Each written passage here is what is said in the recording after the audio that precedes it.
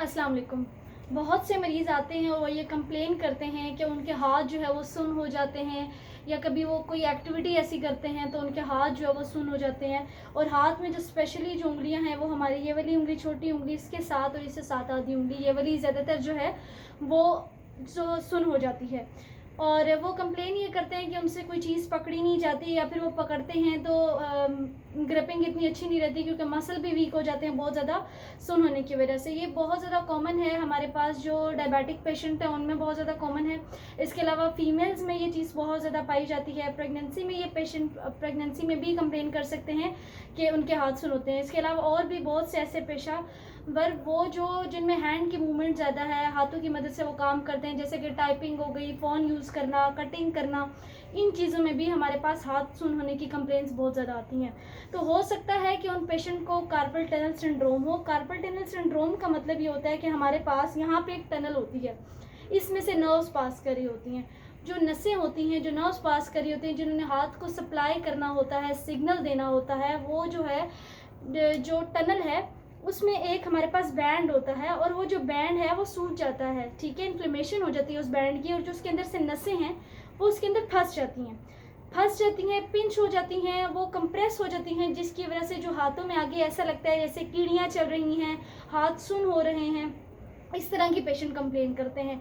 तो इससे रिलीफ पाने के लिए हम पेशेंट को कुछ एक्सरसाइज कहते हैं कि वो परफॉर्म करें, तो उससे उनका दर्द काफ़ी हद तक रिलीफ हो जाता है, या जो सुन्न होना है वो काफ़ी हद तक कम हो जाता है।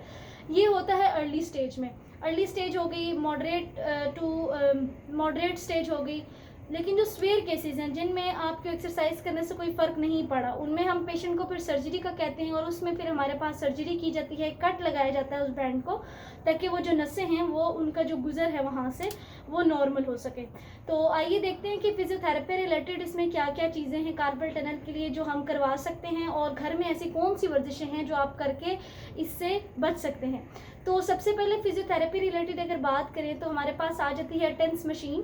टेंस मशीन हम लगाते हैं उस एरिया पे जहाँ पर हाथ सुन्न हो रहा होता है, जिस एरिया में सिग्नल्स जा रहे होते हैं।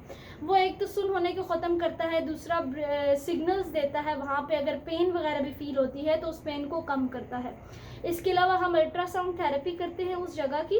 यहाँ पर अल्ट्रासाउंड थेरेपी इसलिए की जाती है कि अगर जो सूजन वगैरह है अंदर उसको ख़त्म किया जा सके। ये डीप हीट मोडालिटी होती है जो कि आपकी सूजन को ख़त्म करती है, आपके दर्द को ख़त्म करती है, और हीलिंग वगैरह करने में भी हेल्प आउट करती है। इसके अलावा वो वहाँ पे पेन को रिडक्शन करेगी, और काफ़ी हद तक जो है ना, जो आपके सिम्टम्स आ रहे हैं, जो मसले आ रहे हैं, उनको ख़त्म करने में हेल्प आउट करती है और हीलिंग को इम्प्रूव करती है।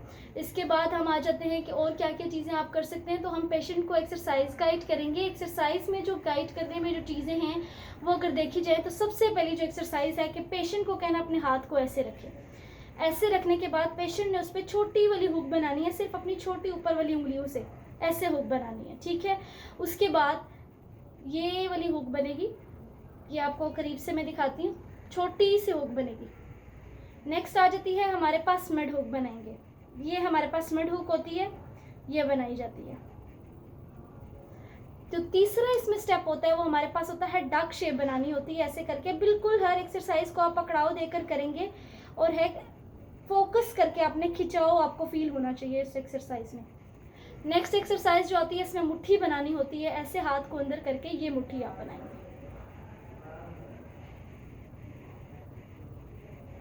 ये जो 4 स्टेप्स हैं ये हमारे पास नर्व टेंडन ग्लाइडिंग कहलाते हैं। नर्व टेंडन ग्लाइडिंग की जाती है हमारे पास कार्पल टनल में, या फिर वैसे भी अगर आपके हाथ सुन होते हैं तो आप ये कर सकते हैं। इसके अलावा हमारे पास एक स्ट्रेच आता है, वो हम परफॉर्म कर सकते हैं। सिर्फ आपने अपने हाथ को सीधा रखना है और नीचे से खींचना है, यहाँ आपको खिंचाव फील होगा। इसको आप 10 सेकंड के लिए होल्ड कर सकते हैं खिंचाव को, और फिर छोड़ देंगे। इस तरह आपने इसकी रेपिटेशन भी 10 दफ़ा करनी है। जितनी भी एक्सरसाइजेज आप कर सकते हैं वो आप 10 मरतबा परफॉर्म कर सकते हैं। सुबह दोपहर शाम आपने एक्सरसाइज परफॉर्म करनी है, इससे काफ़ी हद तक आपको रिलीफ हो जाएगा। इसके अलावा जो आप एक्सरसाइजेज परफॉर्म कर सकते हैं जिसमें आपका हाथ में कमज़ोरी अगर फील होती है तो उसके लिए आप एक तस्बीह पढ़ने वाली वर्जिश, ठीक है, उंगलियों के दरमियान इस तरह गैप वाली वर्जिश, या फिर आप इसको पकड़ कर दूसरी तरफ से रेजिस्ट करेंगे, ठीक है, और आपने एक तरफ से उंगलियां खोलनी है और दूसरी तरफ से उंगलियां खोलने को रोकना है। ये स्ट्रेंथ ट्रेनिंग में आ जाती है। ये एक्सरसाइज भी आप परफॉर्म कर सकते हैं। इसके अलावा आप एक सॉफ्ट बॉल लेंगे और सॉफ्ट बॉल को आपने पकड़ कर और प्रेस करना है इस तरह करके। ये सब एक्सरसाइजेज वो हैं जो आप घर में परफॉर्म कर सकते हैं और काफ़ी हद तक आपको इससे रिलीफ मिल जाता है। आपके जितने भी हाथ सुन होने वाले मसले हैं उससे काफ़ी हद तक आपको रिलीफ मिल जाएगा। अगर तो आपको इनसे रिलीफ मिल जाता है तो वेल एंड गुड, अगर आपको रिलीफ नहीं मिलता तो कोशिश करें कि आप अपने करीबी फिजियोथेरेपी सेंटर या फिर किसी मेडिकल डॉक्टर को चेकअप करवाएं। उनसे ज़रूर कंसल्ट करें, अपने सिम्टम्स डिस्कस करें ताकि फ़र्दर वो ट्रीटमेंट आपका स्टार्ट कर सकें। उम्मीद है कि आपको वीडियो मेरी पसंद आई होगी। मज़ीद ऐसा कंटेंट देखने के लिए मेरे चैनल को सब्सक्राइब कर दीजिएगा और लाइक और बेल आइकन को प्रेस करना ना भूलिएगा।